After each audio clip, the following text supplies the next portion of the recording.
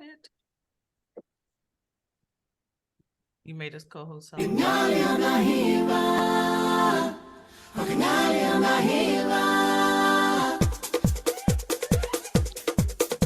right, I think it's live. I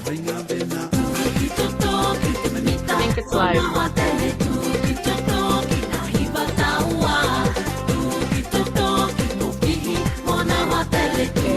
Scarlett, you're gonna co-host me.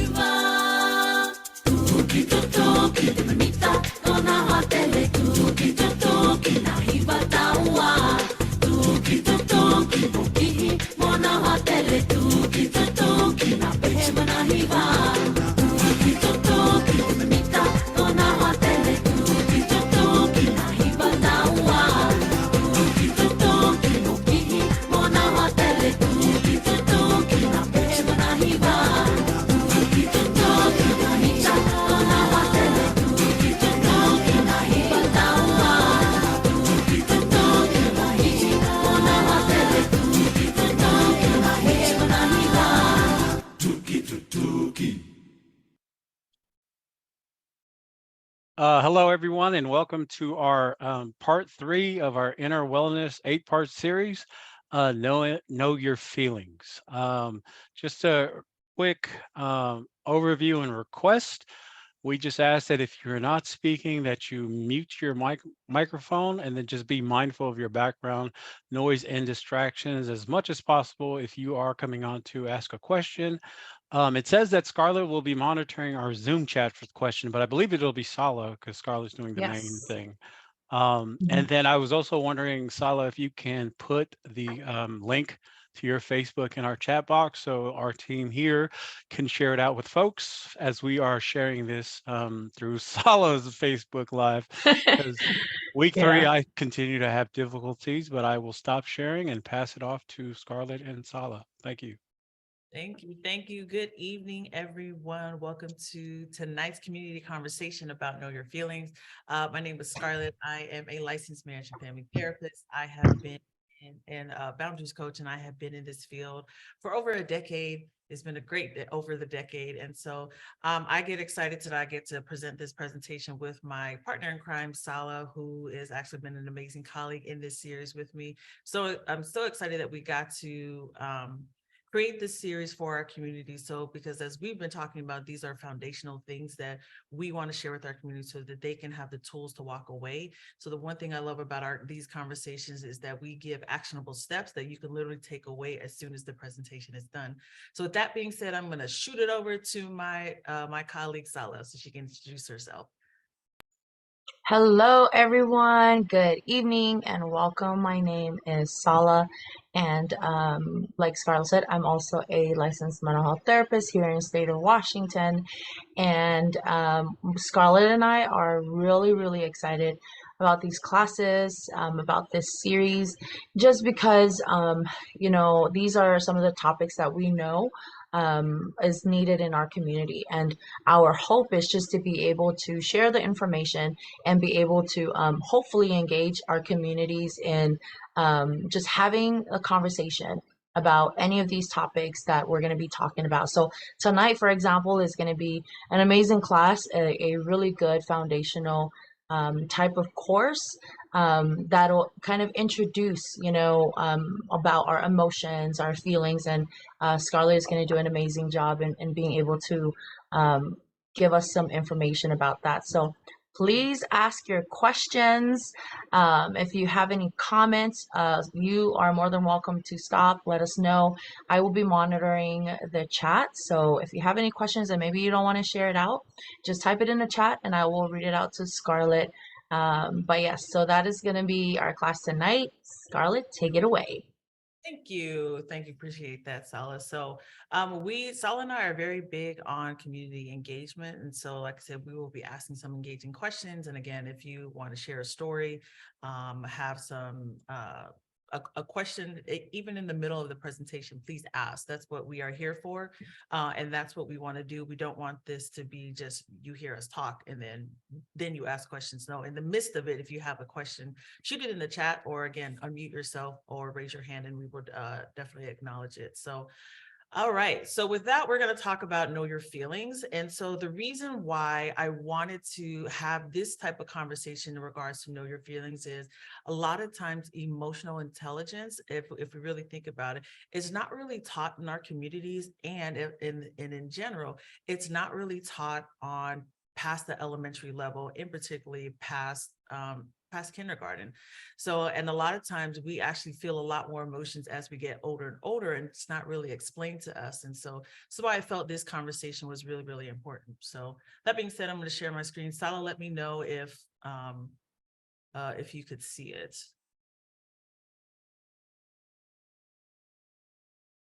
Can you see it? You're muted.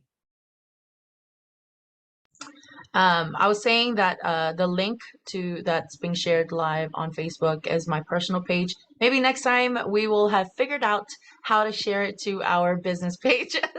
But for now, this will do. Go for it. Sala, can you see my presentation? Yes.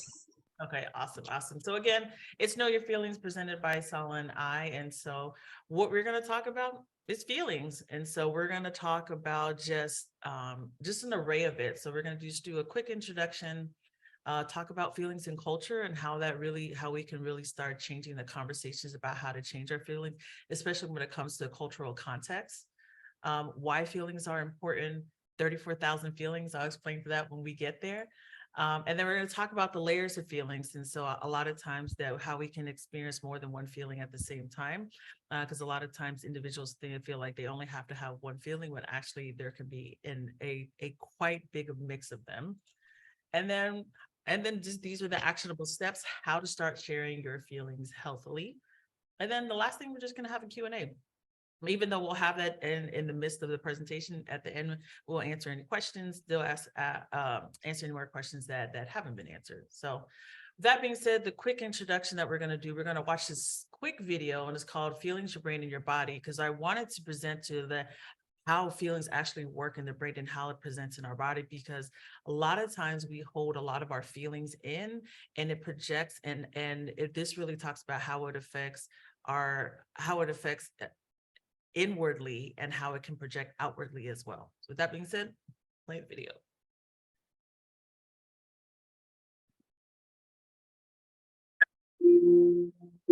When we hear the word emotion, most of us think of love, hate, happiness, or fear. Those strong feelings we experience throughout life. Our emotions are the driving force behind many of our behaviors, helpful and unhelpful.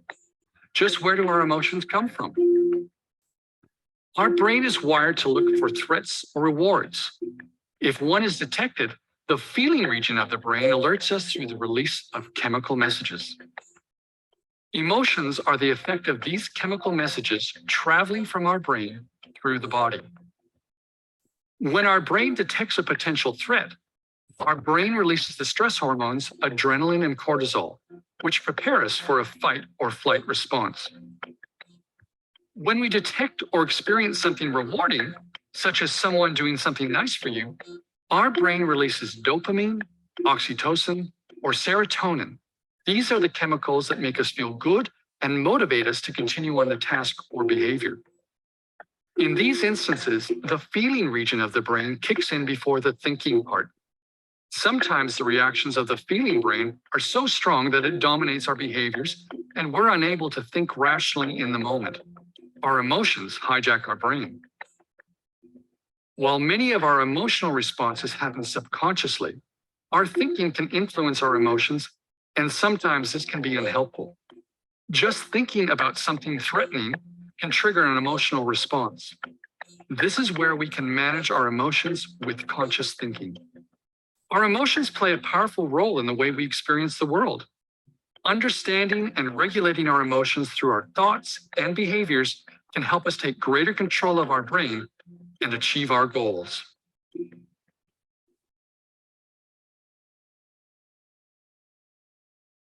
So I love this little short, it's about a 2-minute video. And I really, really love how it just breaks it down, how feelings can impact our brain and where parts of the brain that it, and the parts of the brain that it does impact. So Sala, is there anything you wanted to add to that?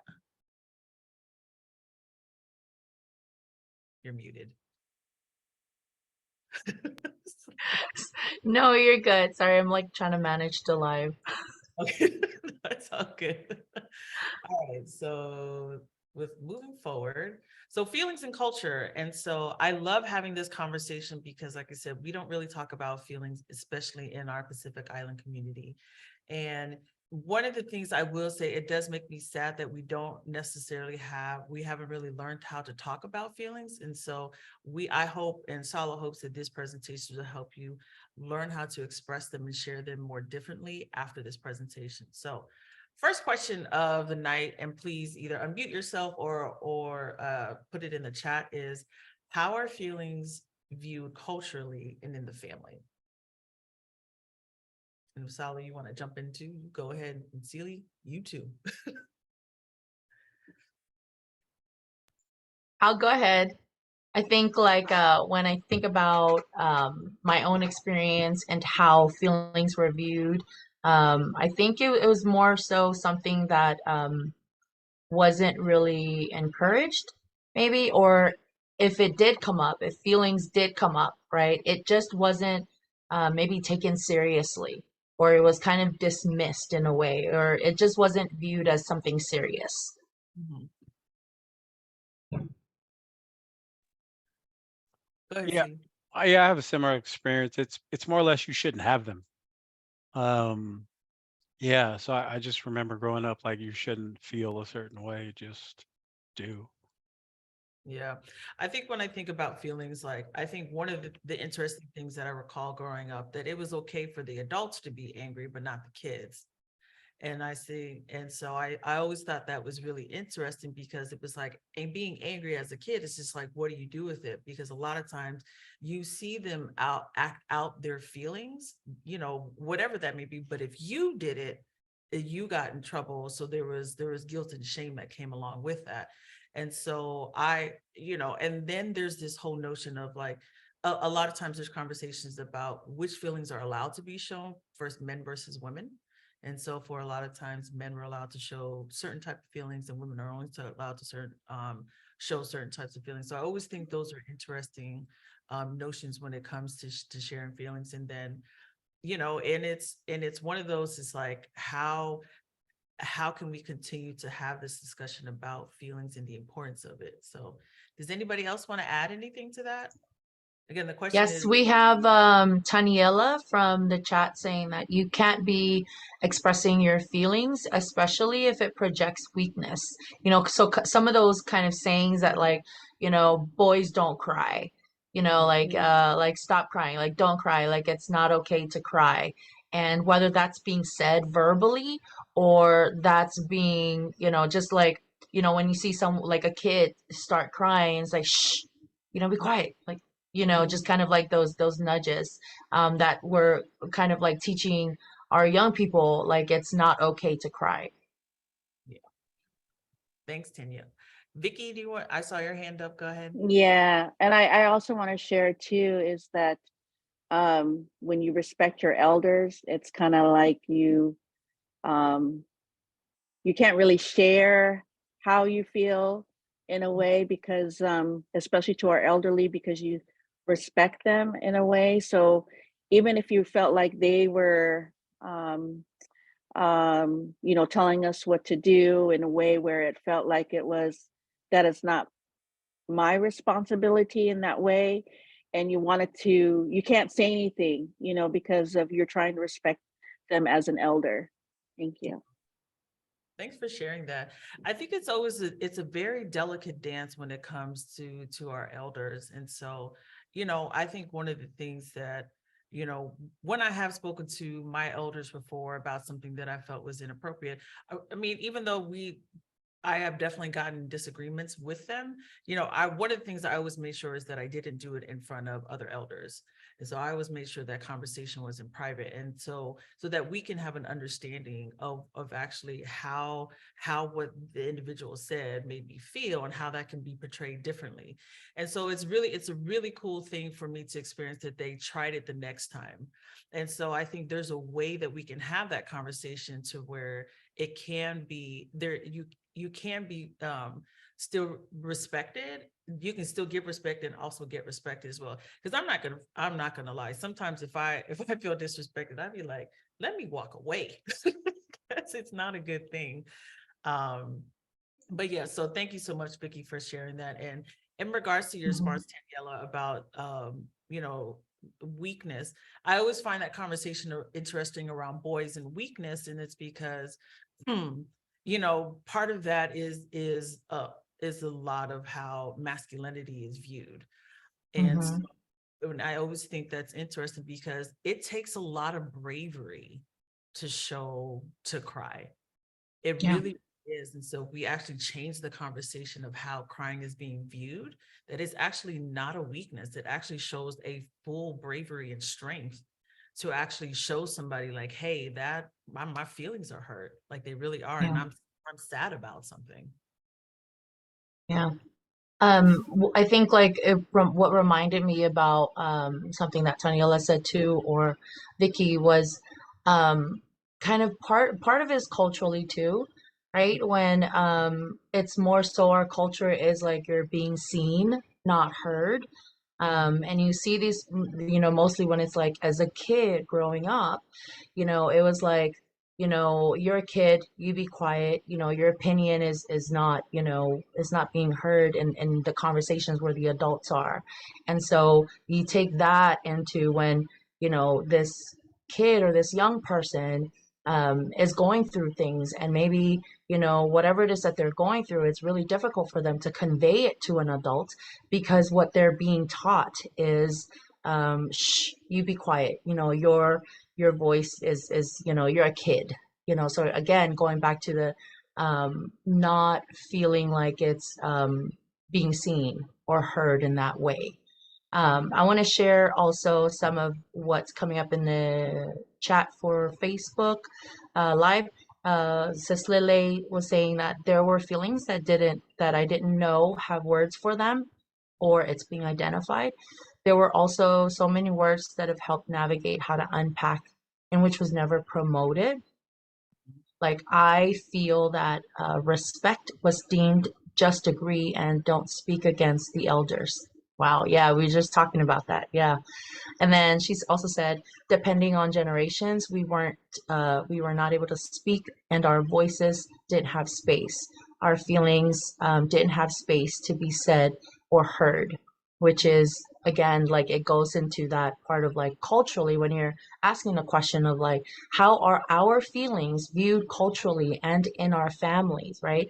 So there's those concepts of like, okay, I grew up having that like, okay, you're the kid, you be quiet, so whenever those young people are trying to convey how they feel, they're kind of dismissed in a way. So Well, and I think I also, and to add on to that is a lot of our elders and our parents didn't know what feelings are. So they didn't learn yeah, how to convey those feelings. yeah. Hmm. This is the part where I always talk about we have to give even though it was unfortunate that happened, we still have to learn to give them grace because they were only doing what they know. So for Hmm. example, I actually taught my father about feelings. And I remember the first time, and this was only like 6 years ago, the first time he shared his feelings with me. I'm like, wait, what? He was just like, okay. I said he called me and I said, "Hey Dad, how are you feeling?" He goes, "I'm not good. I'm not good." I said, "Oh." And so that was very new for him. And I knew it was because I was able to share the information with him and say to him, "Hey Dad, and this is how I'm feeling." And it also helps that I taught my son about feelings. He's also able to share that with his grandfather about that. So Vicky, go ahead. Okay, I also want to share too, is because I think even we really don't get in depth about when we ask, "Hey, how you doing?" Right? The questions like, "How you doing, mom?" or "How you doing?" Whether it's your brother or your sister or your loved ones, and you Mhm. just say you're good, but you don't extend to the point where you have a conversation. Because I feel like our conversations with when it comes to really how you're feeling is just very short. Even when we do communication with on the phone, "Hey, how you doing?" and then they say, "Oh, I'm good," but you don't really get to extend that good into more of a conversation with the real feelings that are valued that when you're speaking. Mhm. And I mean, just a quick tip, Vicky. So when somebody tells me, "Hey, I'm good," I say, "Okay, well, tell me what's been good." So that helps them because Hmm. it just kind of breaks up that monotony of that answer. Just like it's just the same old. And it's the same thing. Like I still do this with my family members. They'd be like, "Oh, I'm great, I'm good." I was like, "Oh, well, tell me what's been great and good." Hmm. Because like that's the thing, is like people are not familiarized with feelings. And so if you go in the chat, if you scroll up in this and we'll post it on the Facebook live afterwards. If you go in the Zoom chat there, I did post a document that has the feelings wheel. And so that's going to be and we'll talk about more about that, but you'll see like, and anytime I present the feelings wheel to anybody who I see in my practice, they're always like, "I didn't know there was so many." And again, it's because emotional intelligence is not really taught really thoroughly after kindergarten, because you literally just learn about mad, sad, hungry, tired.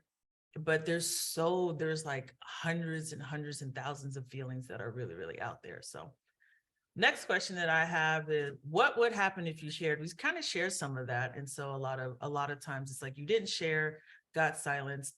And so I just wanted to see if anybody else wanted to add on to that. And if not, it's okay. Well, I posted initially that it affects you as you get older.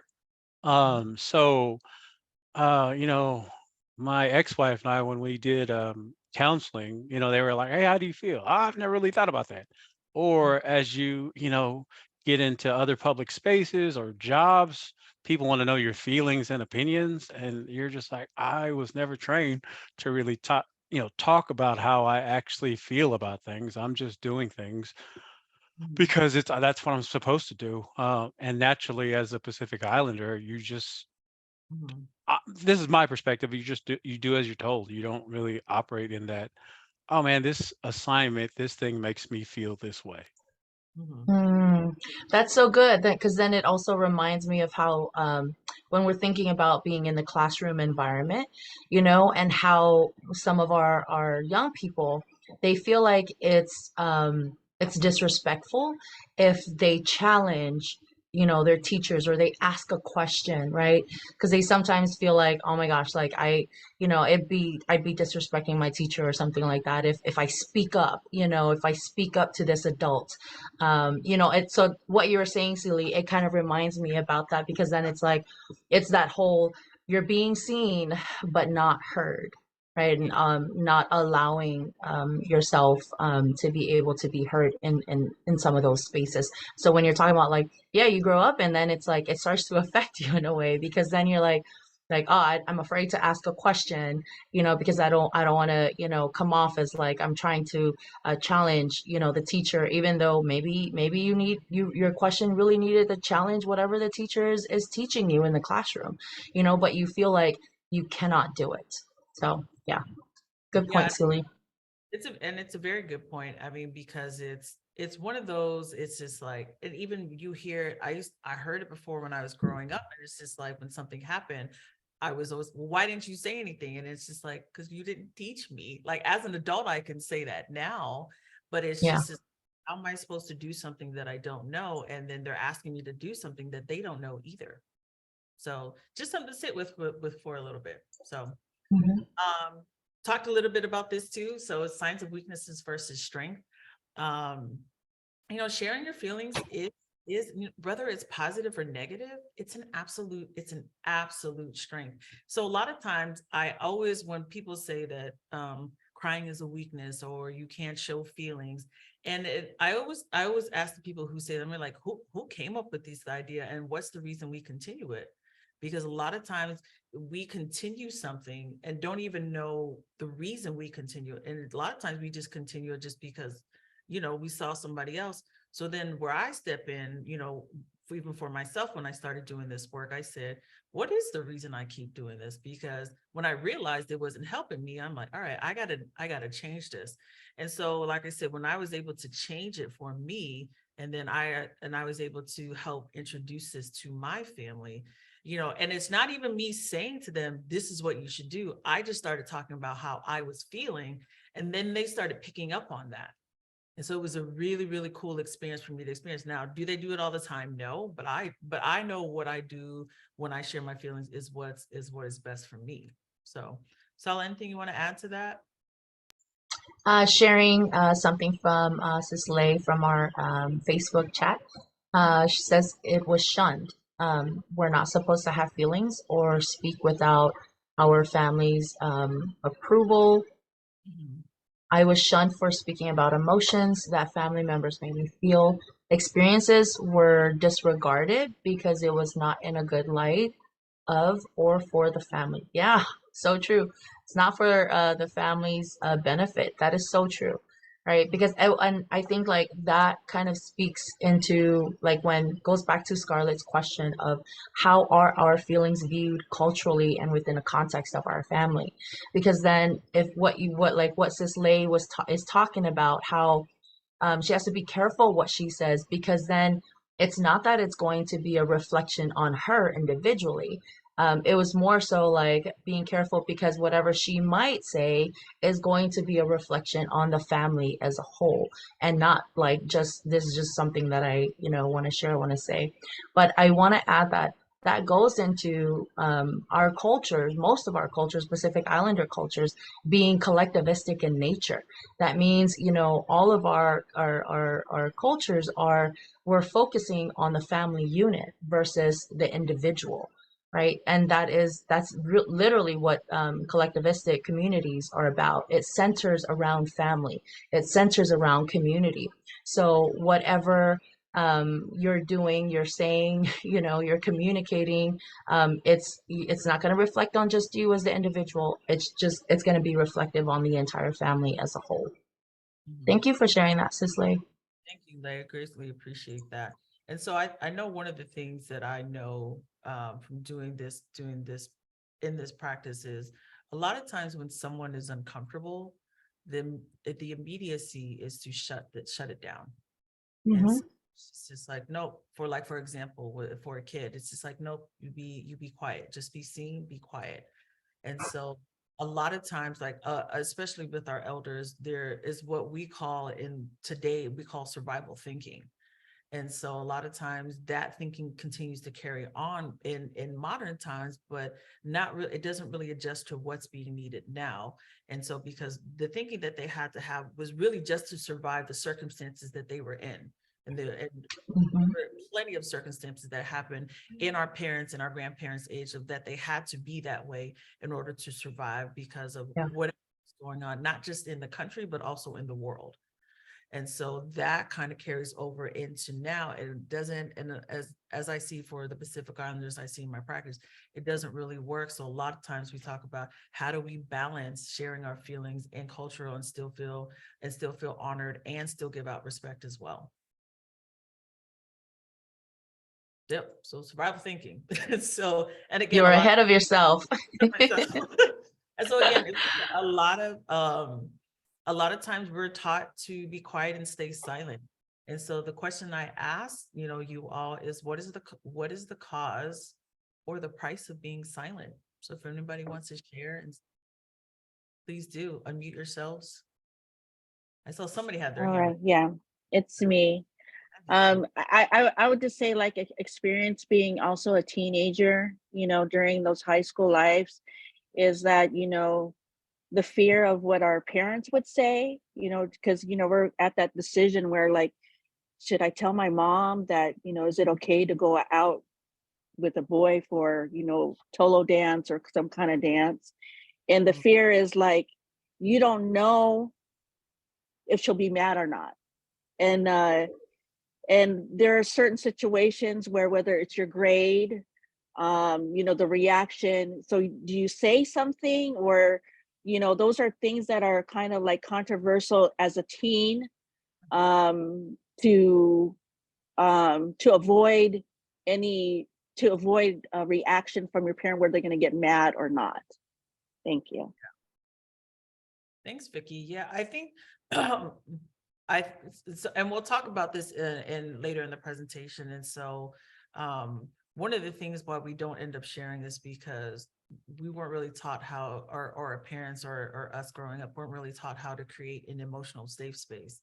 So a lot of times, and I'll just for transparency. So it's just the same thing as you were saying, Vicky. There were a lot of things that I kept from my parents growing up because I would rather be caught and get in trouble than just outright and tell them because it wasn't, I was just like, it ain't worth it. So let me just lie and just get through it, you know? And so, but what the unfortunate thing when I did that is I got a lot of bad advice at the same time because I was silent.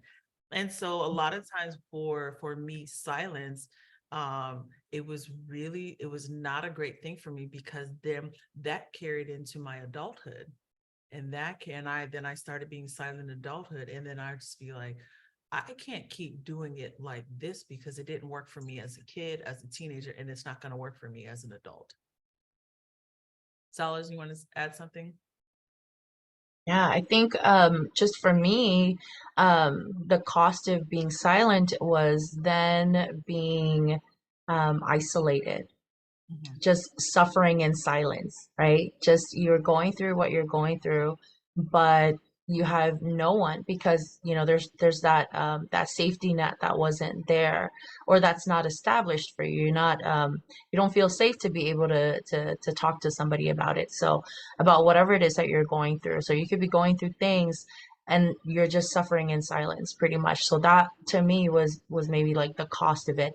And it wasn't good, and I think about, and as I'm trying to relate this to our young people in our communities right now, that they could be going through so many things. If you could imagine what they're going through in society right now, and you put culture in it, and you put different upbringings in it, and then being able to like stay silent because of it, and not, I could just imagine what they're going through, feeling isolated. And I think just going back into why we're doing what we're doing right now, right? Which is like we're gonna keep talking about it. It's uncomfortable, but we're gonna keep talking about it, talk about our feelings. It's not something that we usually talk about in our communities, in our Pacific Islander communities.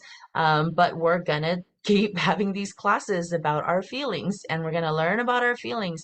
And we may not have words in our language that could be able to label or identify these feelings, but we'll find a way to be able to identify how we're feeling in the moment, and then just kind of normalizing it and demystifying it to our young people and to most of our community members about feelings and culture as well. So Love that. I mean, that's why Sal and I always find these classes important, because it's a very different experience you have when you see two Pacific Island women talking openly about these topics that are never really not hardly or barely even talked about in our communities, because it's received differently, because we understand as Pacific Island women and women of color about how this is not talking about our feelings and any other topic that we do is not really conveyed or really shared in our community. mhm. And we'll talk. We love to talk. We will talk. We will share our stories, our personal stories, and we will just be able to share different experiences, not only from our own, personal stories growing up, but also our professional stories of what we have encountered in our field when it comes to working with individuals that are going through all of these different things. Mm-hmm. Celia, did you want to add something? Yeah, there was just a couple comments in the Zoom chat. April said, being silent at home trains us to be silent everywhere, school, Mm, work, and social. And then Lupe says, maybe in some families and how it's structured, because I didn't experience it until marriage life. And then I wrote, the cost of being silent is you know what you know and you don't know what you don't know. Because my mom used to mm, be our like advocate to our dad. Just, hey, kid, the children feel this way. And then my dad would sit there like, how the hell do you guys feel? Like, bro, we ain't gonna tell you. You scare the crap out of us. So mhm, we're not going to share our feelings with you. But he wouldn't know that we were frustrated with him, or how we actually felt about him. But our mom did, because we always vented to our moms. She Mhm. would still, discipline us in the Islander way, but it was different with moms than it was with pops. Yeah, mhm, the unfortunate thing that happens with men is that, being in this field, is that they're not given the green light that it's okay to have feelings and that it's okay to share them. So they end up a lot of times end up really suffering in silence a lot. And so mhm, when I end up seeing, men in my private practice, we that's one of the biggest things we talk about in the beginning for quite a while, is how to unpack and share these feelings, because it's just, because it's like you have to protect, provide, and that's really how their roles are defined. And it's just like they are more than that. Like, men are more than that. And so it could be the same thing as said for women, is that, we're taught to be silent in a lot of places too. And it's just like, what do we do with these feelings? And it's just unfortunate, in a lot of the homes and in our culture, we're not really taught how to. So mhm.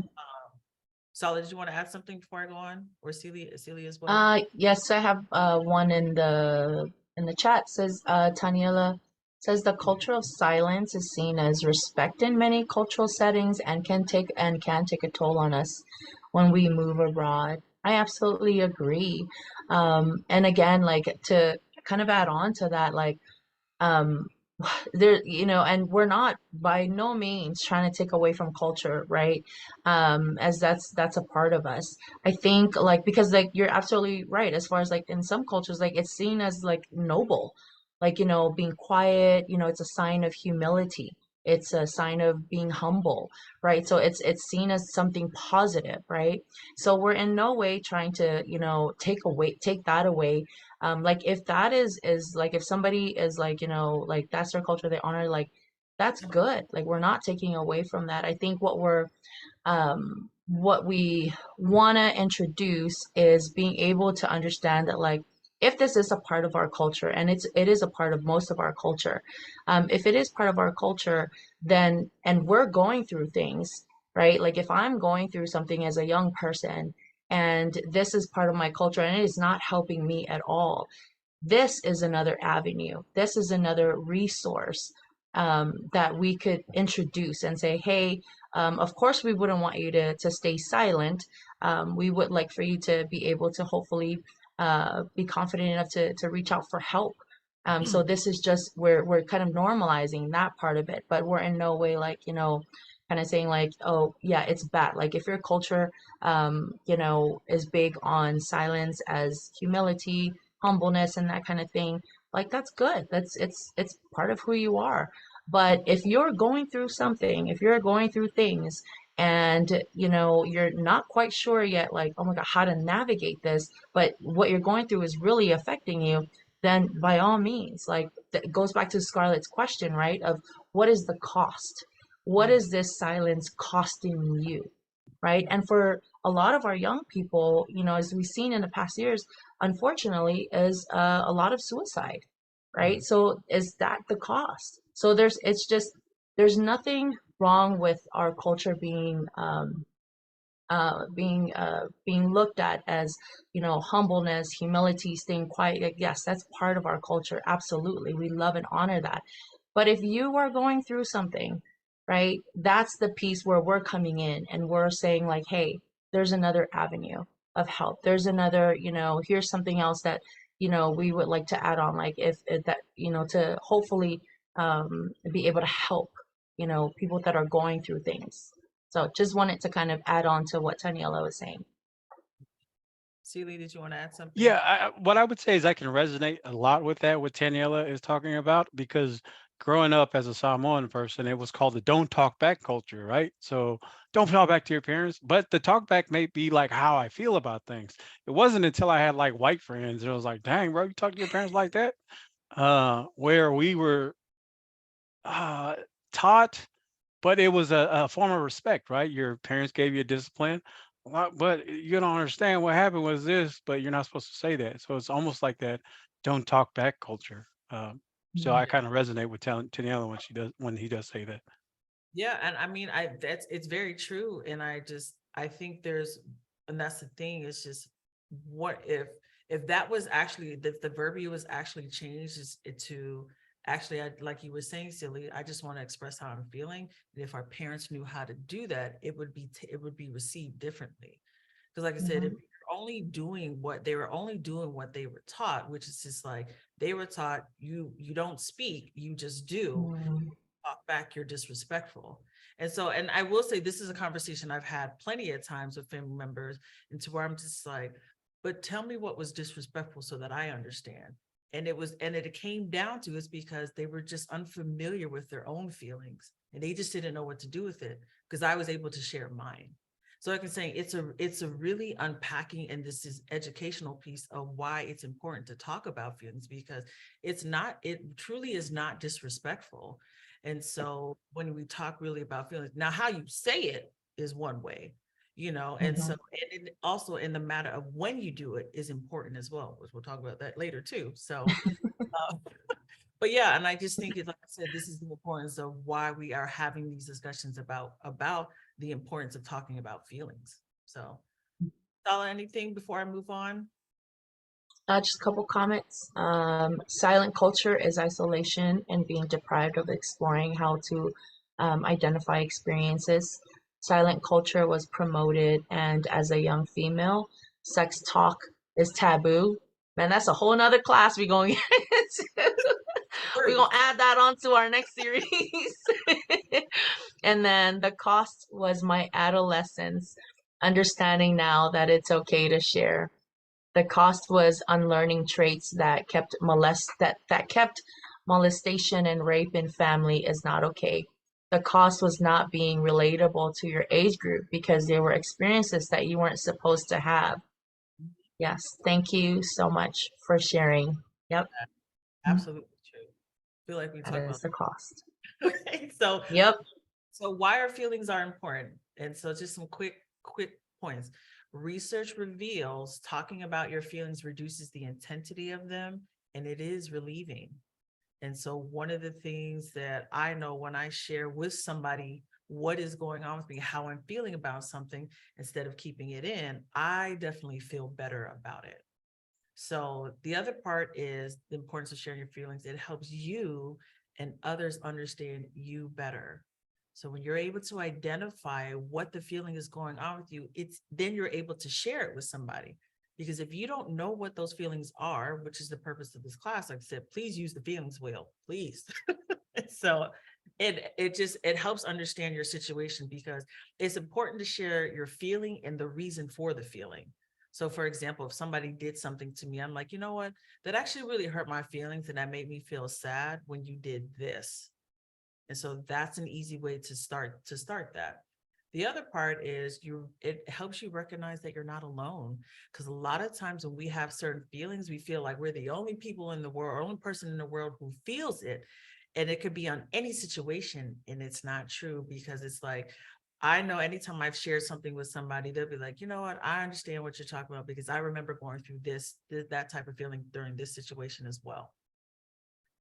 And the next, just because you don't talk about them, they don't disappear. They truly don't. And so it builds up, and it's these two analogies that I use with my clients. And so I call it the shaken soda bottle. So for example, if you keep silent about your feelings, you keep packing in, packing and packing in.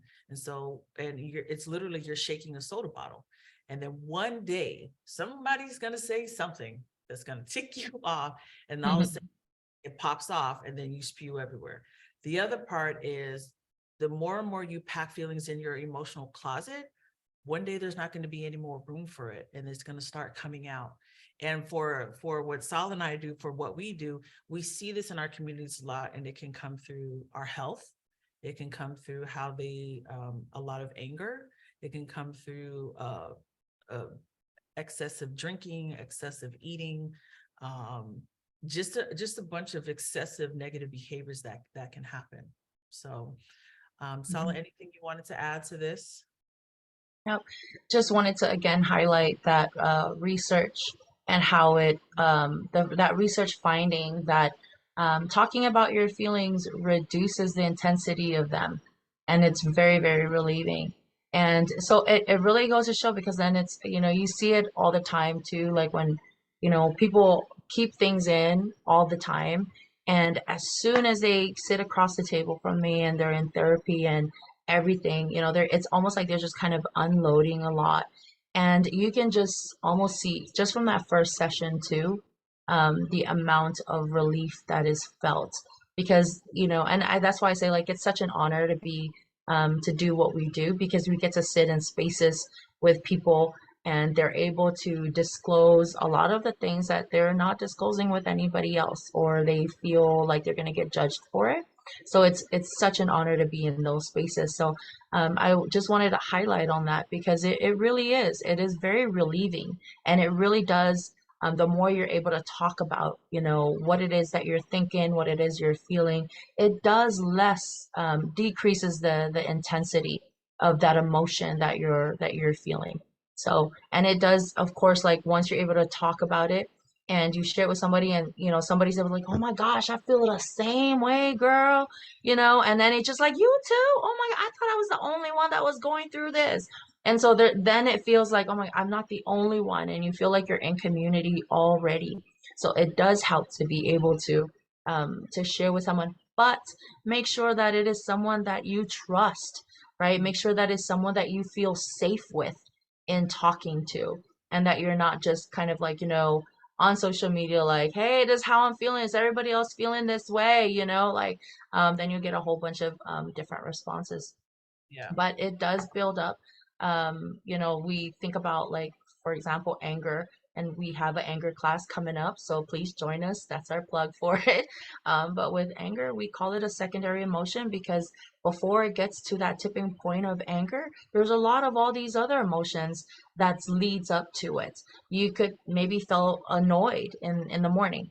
You could maybe feel, frustrated because somebody cut you off on the road, and you probably brushed it off on the way to work. But all of those things build up, and then by the time you get home and the kids are crying, the dishes are not washed, and then next thing you know, you're like just offloading everything, and you're yelling at the kids, you're yelling at your spouse, and everything is exploded. Everything in the closet is coming out, and that bottle is just bursting everywhere. But being able to just communicate the emotion and express it in a constructive way is really a good way to be able to kind of less or decrease the intensity of it. Absolutely. No, and just for transparency. So for example, the stuffing it away. I for transparency, I was a highly emotional eater because, of course, I was taught, you be silent about everything. And so when I ate, I ate. And so, but I recognized as I got older that that wasn't working for me anymore. And it was just like, I actually need to talk about what's going on, because a lot of times we carry what's going on with us and not even recognizing what's going on. So Mhm. it's very important that we teach our communities, and we teach, you teach your families about the importance of what feelings are and how we can Mhm. start identifying them. So does anybody have anything? Anybody want to add anything before I move forward? There's just comments in the chat box. Nita loves the feeling wheel. And then Muhammad Akmuk says social expectation is also very limiting in terms of expressing feelings. Mhm. Mhm. Yeah. Yeah. And to one more thing to add on to what you were saying, Scarlett, with what Scarlett's talking about is coping, being able to cope in unhealthy ways, and that comes about when we're not expressing our emotions in constructive ways. We just kept stuffing it away, and it builds up, and you not being able to release that in a way that is constructive or in a healthy way, you tend to turn to ways that are destructive, right? They're a lot more destructive, and there are a lot of unhealthy coping skills that you're kind of doing, and that can look like excessive drinking. That can look like all the other things that the different ways that people are kind of coping in an unhealthy way. Mhm. Yeah, and then the ad Netta also put, and it sucks because we project when we are silent about how we feel, which causes more harm. Yeah, absolutely. I mean, it's just, like I said, it's just an unfortunate thing. And that's, again, that's why we thought this conversation was so important, because we see it in our communities. That's how we grew up. And part of the reason is like we have to break that cycle some way, somehow. And this is the importance of these types of conversations, to have that, Hmm. so that the cycle doesn't continue to go on forward and forward. And so, because part of it's like, we're all about like the small steps in our communities. And so whoever's in this conversation tonight, they can take something away and impact it in their families. And then that's how we start making that change, and it's because it's like I said, these are very, very important conversations. Sala, anything before I go? No, Let good. me see here. One more, sorry. Speaking is healing. The more I unpack, it's so enlightening. Being in a space where you are speaking from a scar and not a wound. Being able to share into safe spaces and safe people that we talked about, that maximizes your sharing. Yeah, absolutely. And yes, to constructive works so much with the right people, space, and time. And also, my spiritual parents share that learning and unlearning ways to replace and practice helpful and unhelpful ways to cope. Yeah, awesome. It's awesome. So this is another quick Thank video. you. Thank you for sharing. This is another quick video about why it is important to feel heard.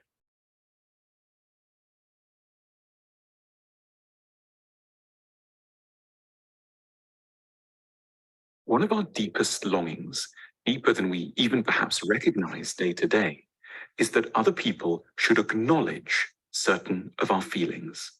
We want that at key moments, our sufferings should be understood, our anxieties noticed, and our sadness lent legitimacy. We don't want others necessarily to agree with all our feelings, but what we crave is that they at least validate them. When we are furious, we want another person to say, I can see that you've been driven to distraction. It must feel very chaotic for you inside right now. When we're sad, we want someone to say, I know you're unusually down, and I understand the reasons why.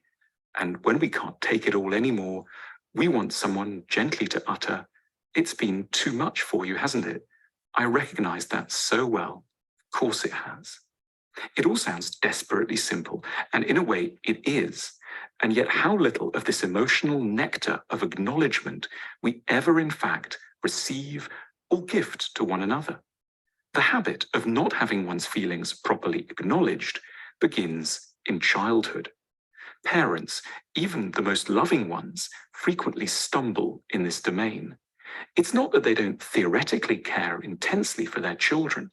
It's that they don't appreciate that true care involves regularly reflecting a child's moods back to him or her, rather than subtly pushing the moods away or denying that they exist. Here are some typical unacknowledging parent-child exchanges. I'm feeling sad. Don't be silly, you can't be. It's the holidays. I'm really worried. Darling, now that's ridiculous. There's just nothing to be scared of here. I wish there wasn't any school ever. Don't be so silly. You know we have to leave the house by 8 o'clock in the morning. How different things might go, and what a different sort of adult the child would have a chance to grow into. If such dialogues were only slightly tweaked, if, for example, the parent could say, "It's weird, isn't it, how it's possible to be sad at the oddest of times, even on a lovely beach holiday?" Or, "I can see you're scared, that wind really is fierce out there." Or, "It must be really horrible having double maths all morning, especially after such a nice weekend." There is one big reason why we don't acknowledge as we might: fear. The feelings we push away are all, in some shape or other, emotionally inconvenient or troubling or upsetting. We love our child so much, we don't want to imagine that they might be sad or worried, lost or having a terribly difficult time at school. Furthermore, we may operate with a background view that acknowledging a difficult feeling will make it far worse than it actually is. It will mean fostering it unduly or giving way to it entirely. We fear that if we give a bit of unbiased mirroring to our child, we might be encouraging them to grow cataclysmically depressive, unfeasibly timid, or manically resistant to authority. What we're missing is that most of us, once we've been heard, become far less rather than far more inclined to insist on the feelings we're beset by. The angry person gets less rather than more enraged once the depth of their frustration has been recognized. The rebellious child grows more, not less inclined to buckle down and do their homework once their feelings that they want to burn the school down, break the headmaster's glasses, and abscond to a desert island have been listened to and identified with for maybe no more than 55 seconds. Feelings get less strong, not more tyrannous, as soon as they've been given an airing. We become bullies when no one's listened, never because they've listened too much. The problem of unacknowledged feelings doesn't sadly end with childhood. Couples routinely put each other through the same mill. For example, "Sometimes I feel that you don't listen. That has to be rubbish. I put so much work into this relationship. I'm worried I might be fired.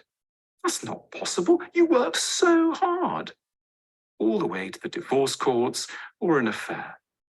The good news is that an enormous uplift in mood is available right now with very little effort, if we simply learn to change the way that we typically respond to the I statements of those who matter to us. We only need to play their feelings back to them, even the potentially awkward feelings, for a few moments using certain magical phrases. "I can hear that you must be feeling so." "I can understand completely that." Such phrases can change the course of lives. Crucially, we don't need to be listened to by everyone. We can bear an awful lot of unacknowledged feelings when just a few people, some of them in our childhood, and ideally one of them now in our bedroom and another in our friendship circle, every now and then plays us back to us. The ranter, the person animated by a rigid desire that everyone should listen to them, hasn't, of course, been overindulged. They're just playing out the frightening consequences of never having been heard when it mattered. There is almost no end to what we may be ready to do for those who pay us that immense, psychologically redemptive honor of once in a while acknowledging what we're actually feeling, however momentarily odd, melancholy, or inconvenient it might be. Our emotional first aid kit. So this short video was basically a summary of what we've been talking about. And so I just always love putting illustration to what we're talking about. So because it's so it can continue to make a memorable stamp in our minds. So Sala, anything you wanted to add? I think one thing that I always love about this video and or that it does a really good job in putting out there is the importance of how we interact with our kids today. Like that has an impact, a direct impact on how they will respond to their kids as well in the future, right? So if you are constantly being dismissive and not acknowledging your kids and maybe how they're feeling right now, then they grow up and they have all of these unacknowledged emotions and feelings, and it'll tend to show up in their marriages. It tends to show up in their relationships. It tends to show up in whatever areas that they're kind of involved. It can also show up at work, like in their workplaces. So I really like how this video is always able to kind of put that up where it really does a good job in showing that. So, and also kind of showing the importance of like acknowledging, your kids' feelings as it comes up.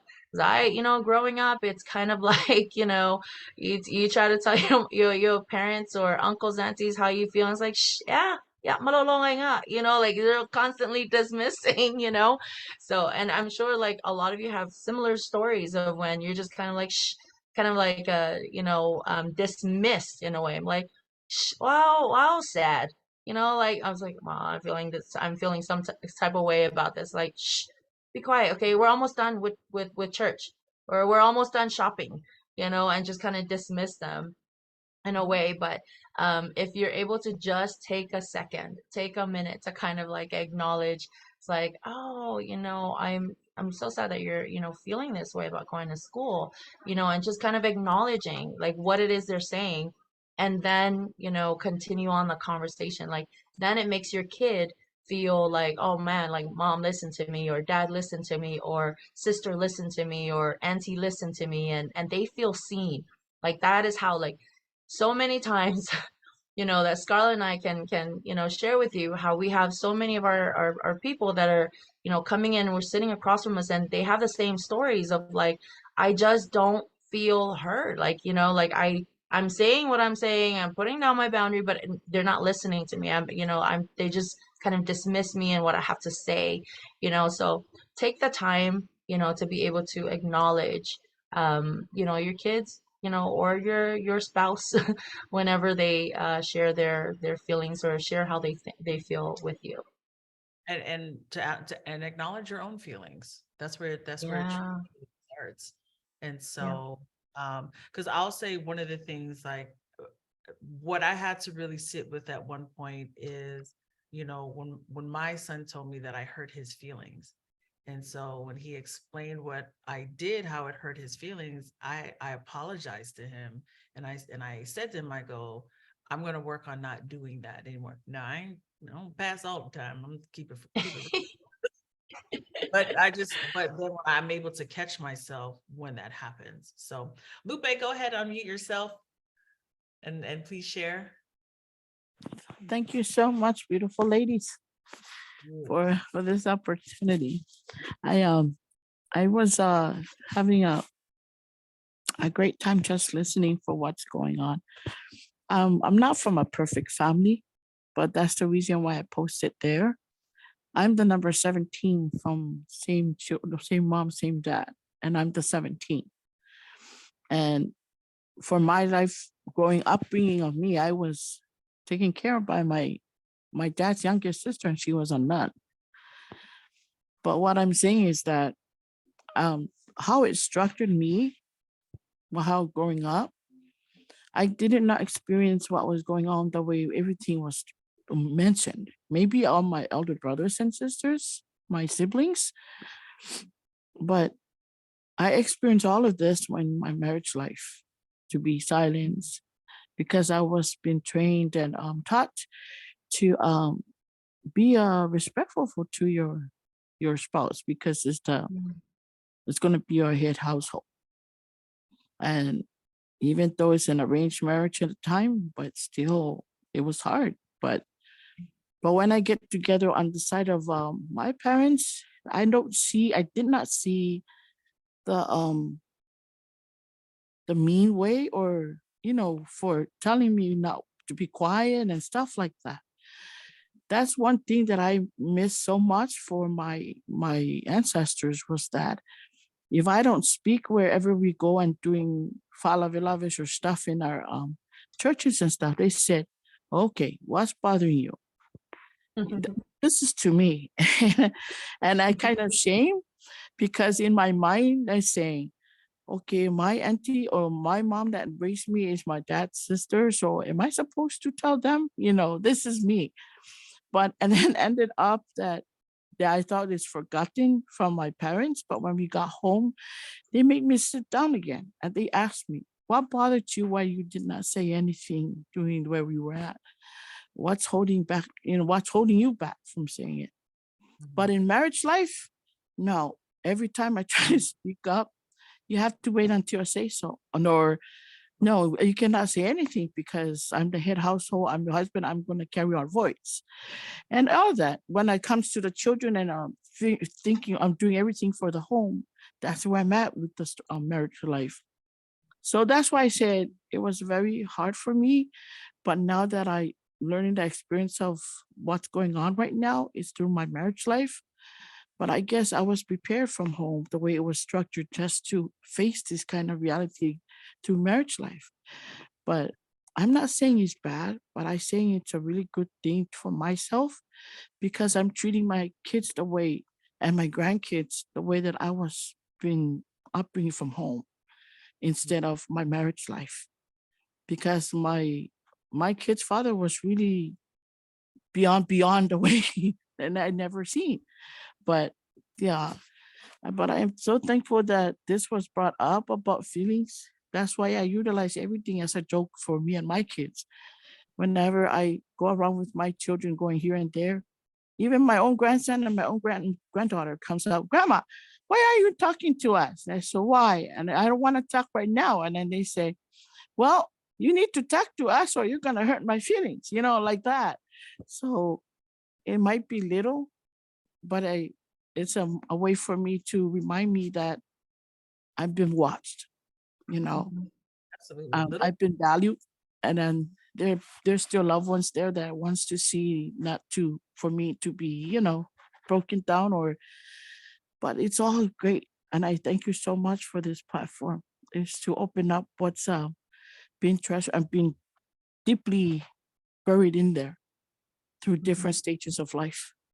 So thank you so much, ladies. Sorry for that long story, but No, no, no. We welcome it all. Yeah, we welcome it all. Thank you so much, Lupe, for sharing.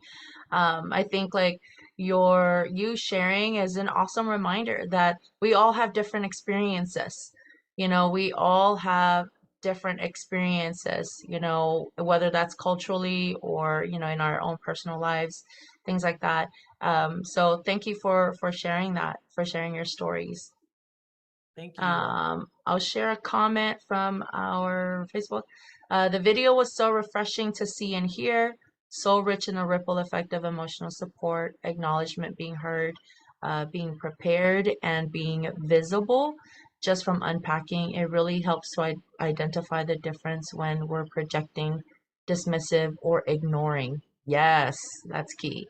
Thank you for sharing this space. Ladies, the dialogue is very vital in helping understanding my full self mentally, emotionally, physically. It's humbling to pause, step back, and be mindful to listen to myself. It's a great reminder to be actively listening and acknowledging others when speaking. Thank Oh, you. thank you. So with that being said, there's over 34,000 feelings that you can experience. Okay. So a study that I read Say about, that again. How many? you may experience a combination of up to 34,000 feelings. So this is why it's hard to talk about a lot of times. And so, and then it's broken down into 27 categories. So I did the math. So it's about, in each category, there's about over 1,200 in each category. So it's wild.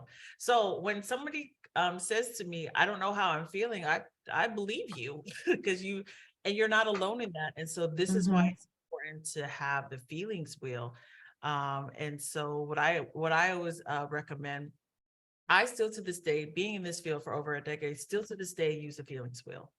And when Mhm. a friend will ask me, "Hey, how are you feeling?" I say, "Hold on, let me call you back because I need to look at my feelings wheel." Because I do, and I literally pick out which ones I'm actually feeling, and then I call them, "Hey, this is what I'm feeling, and here's the reason why."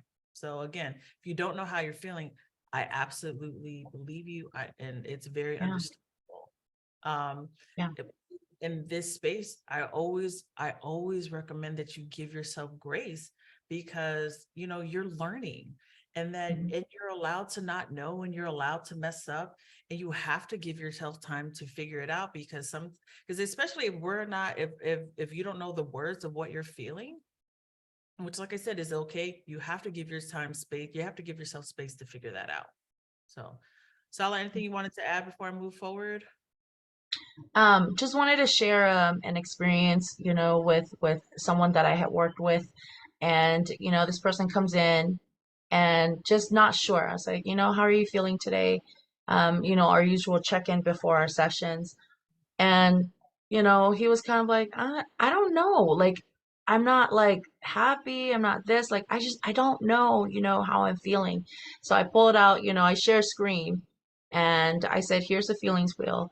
Like, look at the center of the wheel and, what's the closest that you feel like, those emotions of those basic emotions and it's been shared in the chat too. So you guys can click on the chat, an example of the feelings wheel. Scarlett also linked it there so you know what we're talking about. But anyways, like they were able to like, okay, basic emotions like I feel sad. And then you follow that, there's like it breaks it down to other different categories under the same, category of sad. And maybe there's, overwhelmed or whatever else emotions that's there. And before you know it, by the end of our conversation, like they were able to really be specific with how they were feeling in that moment. But not only that, because they were so specific in identifying what they were feeling in that moment, it helped that person to be able to point out exactly what was causing them to feel this way. Right. So it really is helpful. Like this is a tool that we use often a lot in session, just to be able to help people give words to what it is that they're experiencing or that they're feeling. So I mean, it's over 34,000, feelings. So it's that feelings wheel is very helpful.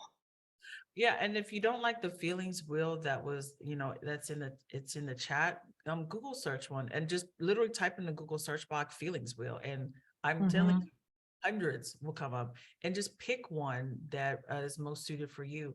And so one of the tips that I always give is to take a screenshot or take a picture of the feelings wheel if you have it printed Hmm. out and save it as one of your favorite photos so that you can have easy access to it to wherever you go.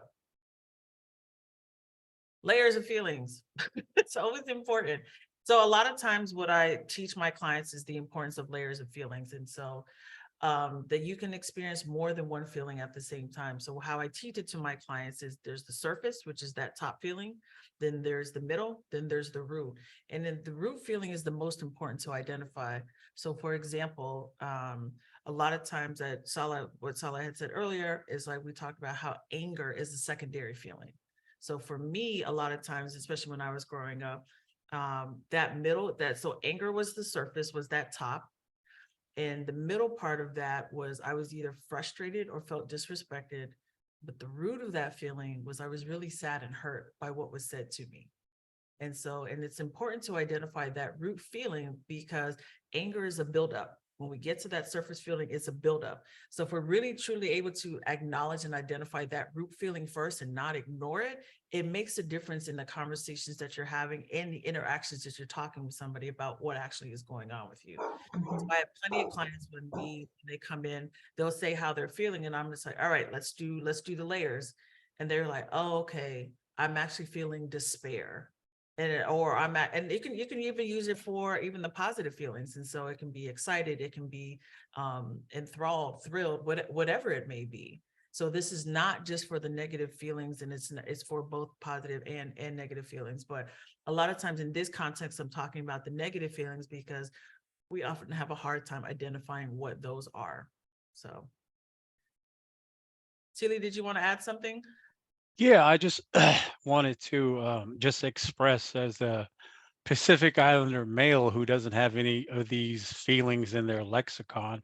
It's such a foreign concept to really like start to talk about this. Like, hey, I feel this way because you did this to me, which layered on top of how we interacted last week. So I found that even working as I said with my ex-wife and during our counseling that man, this is just a foreign concept.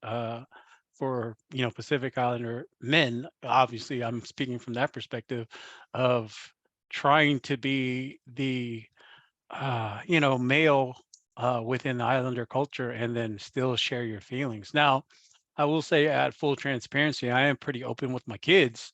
So me and my kids talk like this, but I could never see myself talking to my brothers like this or as I'm like mentoring my nephews, just being open and honest. So more or less from your advice of folks who have don't have this in their vocabulary or these tools in our tool bag, how do you recommend us opening that type of relationship even with our other male counterparts? Thanks. Well, so I'm just going to use what you said earlier. So part of it is it's like you're probably just continuing what your dad did with you, with your nephews and your brothers. And that's the thing is like, if you're wanting to break that cycle, it's like, how do I introduce this one thing, small feeling, to have them talk about it? And so that's what I'm saying. A lot of times we don't recognize the pattern that we're doing is the same pattern that we were taught. And so if we're wanting it to be different, it's just like, you have to learn what it is for yourself first. And then being okay, because the reality is talking about feelings is always going to feel awkward. Like, I just want to put that out there. It's not something that's, even till this day, I'm just like, okay, what do I want to share? What's going on with me? And I know if I don't, it doesn't serve me. And so when you're talking about with males, it's just like how, being okay with sitting with the awkwardness that it may feel like. But it's like, once you start doing it, the less awkward it will be. It takes out the intensity of that awkwardness, and it actually continues to help open up. Because I'm telling you, Celia, if you talk about your feelings, even in the small context, with your nephews, it'll make a huge difference for them, because then they'll know, okay, Uncle Celia I know I can talk to him about anything, and I can go to him if something's wrong. Because that's what we're talking about, creating that emotional safe space, which we'll talk about in the next slide. Because if you don't, then a lot of these kids, and a lot of times adults, are left to their own vices, and a lot of times they don't make the best choices, especially with our younger generation, for sure. So I hope that answers that. No, that's good feedback. Thanks. You're welcome. Sala, anything from the chats that you wanted? Right now, no, but just wanted to add on to what you were sharing with Celie too. Like, I think like it kind of goes back to also that question with what Scarlett asked, and I'm just sharing in general for our, somewhat or all of our Pacific Islander males that are maybe tuning in or whatnot. But it goes back to that, like, what is the cost, right? What is it costing you to continue the pattern that you're already kind of used to? What is the cost to you, and what is the alternative? The alternative is pretty much you probably still will continue that pattern that you knew, because that was all you knew, right? So then, just kind of thinking about like, well, what is it costing you to continue that pattern, right? Probably a lot of distress on your part, and being able to keep that and feeling isolated in whatever it is that you're going through. Another way I would look at that too is like that safety piece that Scarlett is talking about. Being able to like identify your safety people that you can, you trust, your guys that you're able to like, sit with and just kind of like, that when you share with them, you automatically know that there will be no judgment. Like they'll just sit there and listen, to what you have to say or whatnot. So feeling, finding your safe people that you're able to truly be yourself with and be honest with in what it is that you're going through, and kind of get that talking going for you and be able to open up to them. And then I think about like, if you're ever thinking about going into going to therapy. It's really important, like for us as therapists, to be able to develop what we call a therapeutic alliance with our clients. Like that is key. So even as clients, and we share this in our what is therapy class, what is psychotherapy class, and the importance of, like, even as a client coming into therapy, it is really really key that you find a therapist that you feel like you can relate to. That, and we get that too. We get a lot of people coming in that are like, man, I just want, I want to be able to, see a therapist that looks like me, and that's kind of why we're doing what we're doing. So if you're thinking of going that route where you're like, you know what, I'm gonna, try therapy, um, really finding that therapist that you feel like you can connect with. And that might take shopping around for therapists. That might take, until you find the right therapist where you feel like, wow, this person gets me. This person is listening to me without interrupting. This person is giving me their full attention. Right. So it takes a lot of those small things to be able to build a trust. And on the other side of things, you have us, you have the therapist, that our key thing in that first initial meeting is really try to build that therapeutic alliance with our clients. Like, we understand that clients are coming in, and the things that they're wanting to share with us, they haven't even shared or disclosed with anybody. So we understand the importance of building trust with our client. So we may not go right into, talking about everything but it's all about building relationships. It's about building that connection with our client. And it may take 2 sessions, 3 sessions, 4 sessions, and all we're talking about is just getting to know each other. And that's okay. So however long that it takes for you to feel comfortable with this therapist, like, that's how long it takes. And if you don't feel comfortable, it's okay. Find another therapist. And that's what we encourage in our what is psychotherapy class, for our participants to do. Absolutely. Love that. So, all right, here's our actionable steps. How to start sharing your feelings healthily. And so again, these are just really things that you can walk away with, that you can literally start using as soon as this presentation is done. So first thing is, like Sala was talking about, identify what makes you feel emotionally safe. So that's the tone. Vocal tone is what we're talking about. That's the language. Do you need a listening ear? Do you need encouragement? Do you want softness? Do you want advice? Really thinking about what makes you feel emotionally safe. The next part of that, as Sala said earlier, identify who makes you feel emotionally safe. Sometimes that is not family, and that's okay. Sometimes it is family, and that's okay. Sometimes it's not friends, that's okay. And so what I always say is, whoever makes you feel emotionally safe, contact them first, please. Because a lot of times we end up contacting people who we feel like should be supporting us. And that's not, and we have to go to the people who actually make us feel emotionally safe first. So I have my list literally of six people who I can call who make me feel emotionally safe. And if they don't make me feel emotionally safe in that conversation, I let them know. I'm like, hey, I really don't want that. Could you do this for me? Or they'll ask, or if somebody comes to me, I'll ask them, I go, how do you need me in this space? And they'll let me know. They'll say, I want encouragement. I want a listening ear. I want a combination of it. And it's because it's not about me trying to fix it. It's about how I can show up for them for what they need, not what I want for them. So that's what I would say to that. So again, identify what makes you feel emotionally safe. That may take a minute to figure that out, and that's okay. And then again, identify who makes you feel emotionally safe. Next thing, use the feelings wheel. Please use the feelings wheel. Again, it helps you really, really practice identifying your surface, your middle, and your root feelings. Because the importance for me is to help is really important that you identify that root feeling. Next, journal. This is just one avenue that you can use. Journal your feelings, because we have to, but the thing about our feelings, there's a heaviness sometimes that we carry with it, especially the negative ones, and that when we hold it in our body. So for example, a lot of times when clients come in, I'll ask them, when you feel this way, where do you feel you're holding it?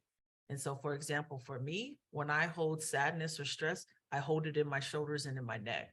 So typically when I feel that, I'm like, oh, okay, let me go write, let me go figure out what's going on with me.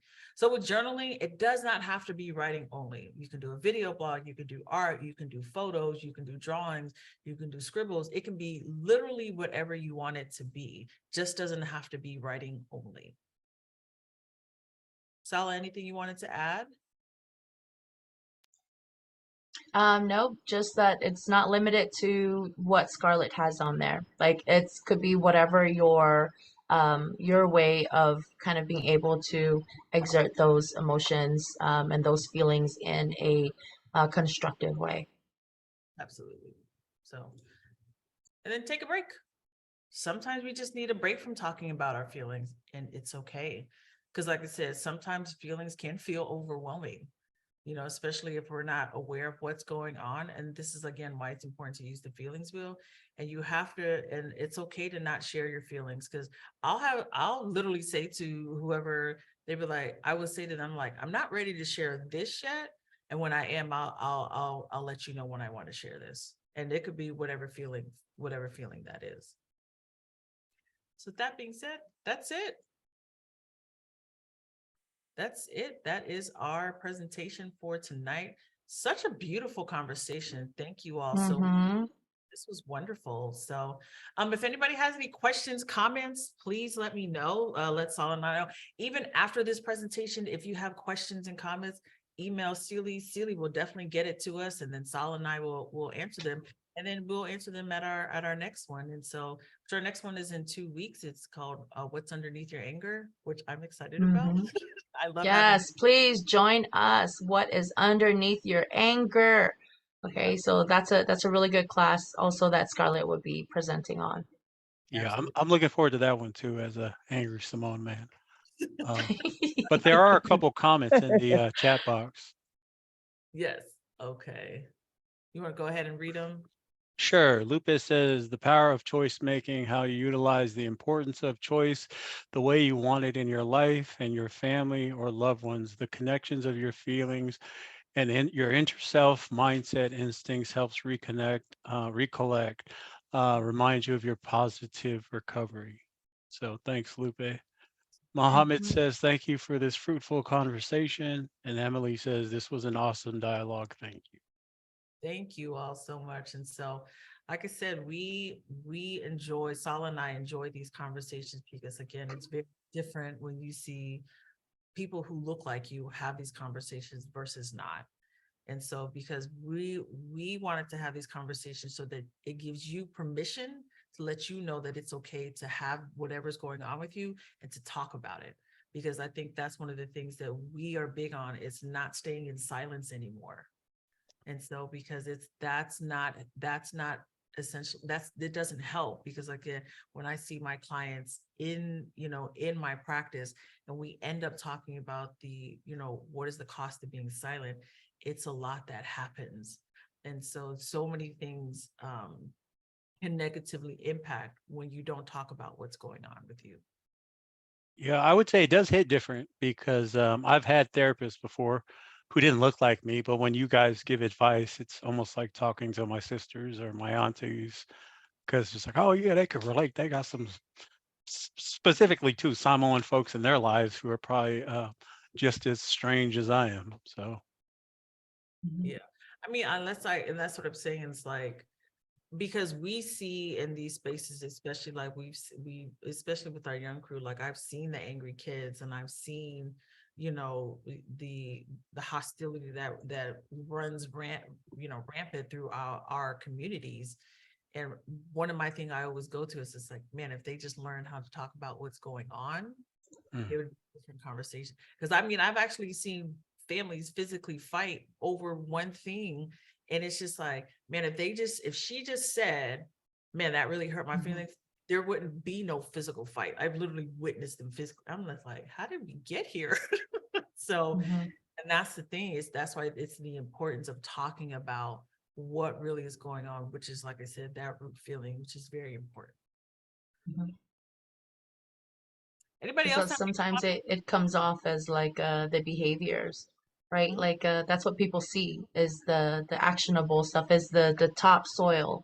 That's what they see, is they see the hole in the wall, right? But then if we really sit there and be able to peel back the layers, like, well, what's underneath that? Like, what happened before the fist hit the wall, you know, what's underneath all of that? And it does take a lot of, you know, just being able to have patience with each other and just be able to talk about it.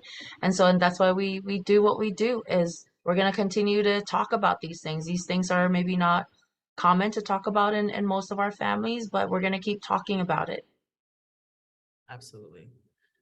Before we go, any last comments, questions? And if you don't have any now, please, like I said, please email Silly and ask those questions for sure.